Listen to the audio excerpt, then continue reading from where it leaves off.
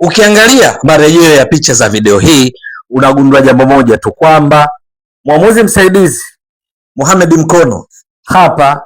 alifanya uamuzi usio sahihi kuinua kibendera kuashiria kwamba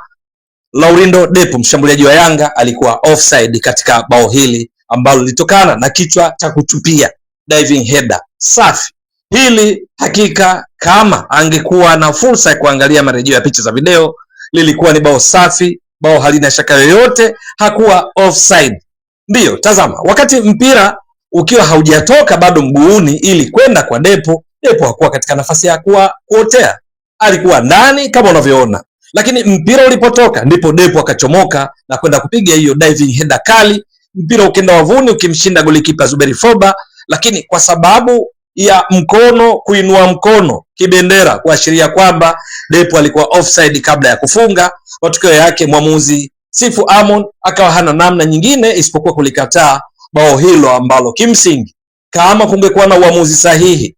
basi Yanga hapa walikuwa wanasawazisha, kwa sababu muda huu kwenye dakika ya 118, kwa lugha nyingine zimebaki dakika 2 kwenye ubao ili dakika 120 kutimia. Yanga walikuwa nyuma kwa mabao 3-2, Azam wakiwa wameshafunga bao la 3 lililowekwa wavuni na Jephte Kitambala kwa kichwa kutokana na beki Ibra Baka na kipa wake Djigui Diarra kujichanganya, na matokeo yake Azam kuongoza kwa mabao 3. Lakini kujichanganya sasa kwa waamuzi kukawakosesha Yanga fursa hii ya kuweka bao la kusawazisha, na hivyo kusubiria hatima ya mchezo ambao pengine kama ungeisha kwa 3-3 maana yake ungekuja kuamuliwa kwa mikwaju ya penalty wazi na mwenyewe ni 50-50, ama pengine Azam ongeza kufunga bao lingine au hata Yanga kufunga bao lingine. Lakini kimsingi bao hili la Laurindo Depo la kichwa limekosekana kwa sababu ya makosa ya kiuamuzi, hususan kwa mwamuzi msaidizi Mkono kwa kuinua kibendera kuashiria kwamba Depo alikuwa offside, lakini haonekani kwa offside kwa sababu kanuni sheria ya offside ilitaka Depo awe ametangulia vyote kwa pamoja, yani mpira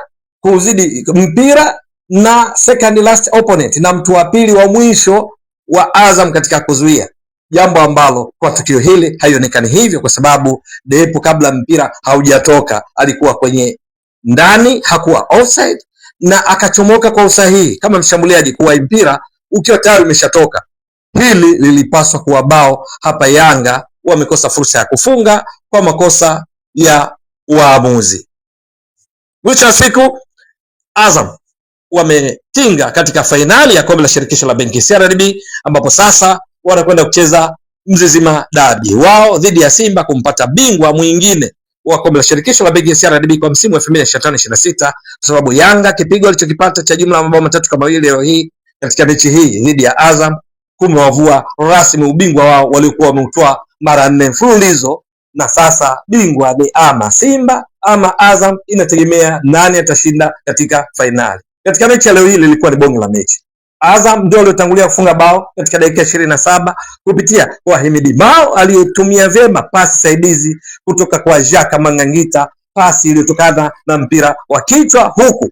akipata fursa hiyo kutokana na makosa pia ya mabeki wa Yanga. Nahodha Bakari Nondo Mwamnyeto hakuwa eneo sahihi katika kumzuia Himidi Mao, kiungo aliyefunga, lakini pia Zuke Oga Abuya alikimbiwa na kiungo Himidi Mao kutoka eneo la kati bila yeye kufanya tracking, kumfuatilia kwa usahihi. Lakini Yanga wakasawazisha bao hilo katika kipindi cha pili kupitia kwa Dube kwa mpira wa kichwa akitumia assist cross safi kutoka kwa Starboy Alan Okello. Dakika 85 Azam wakiwa pungufu baada ya dakika 68 beki wa wakati Yoro Diaby kutolewa nje kwa kadi nyekundu kwa madhambi aliyoyafanya yeye akiwa beki wa mwisho dhidi ya Prince Dube na kuangukia katika makosa ya Doxo kumzuia mpinzani kupata fursa wazi ya kufunga yeye akiwa mwisho. Azam bado walicharuka na kufunga bao la pili lilowekwa na mtokea bench Lamek Lawi kutokana na mpira wa kona akaunganisha kwa kichwa ikienda wavuni, lakini Yanga ukata tamaa. Dakika 88 Bakari Nondo Mwamnyeto nahodha akafunga bao la kusawazisha kwa mpira wa kichwa kutokana na assist kwa mara nyingine ikitoka kwa Alan Okello, na ndipo dakika 90 zikatimia matokeo yakiwa 2-2. Kwenye dakika ya 113 Jephte Kitambala akatumia vyema makosa ya Djigui Diarra na mlinzi wake mlinzi wake Ibra Baka akafunga kwa kichwa, lakini na ndipo pakatokea makosa ya waamuzi katika dakika 118 kwa bao tulotoka kulizungumzia la Laurindo Depo ambalo lilikataliwa matokeo yake Yanga ikawaathiri kwa kupoteza 3-2. Lakini kwa namna walivyocheza Azam FC leo hii, hakika walistahili kuondoka walau na ushindi huu, kwa sababu licha ya kucheza pungufu kuanzia dakika 68 bado walipambana vyema. Mabadiliko ya wachezaji katika kuelekea mwishoni mwa mchezo ya kocha Florent Ibenge, ikiwamo kuingia kwa Jephte Kitambala, lakini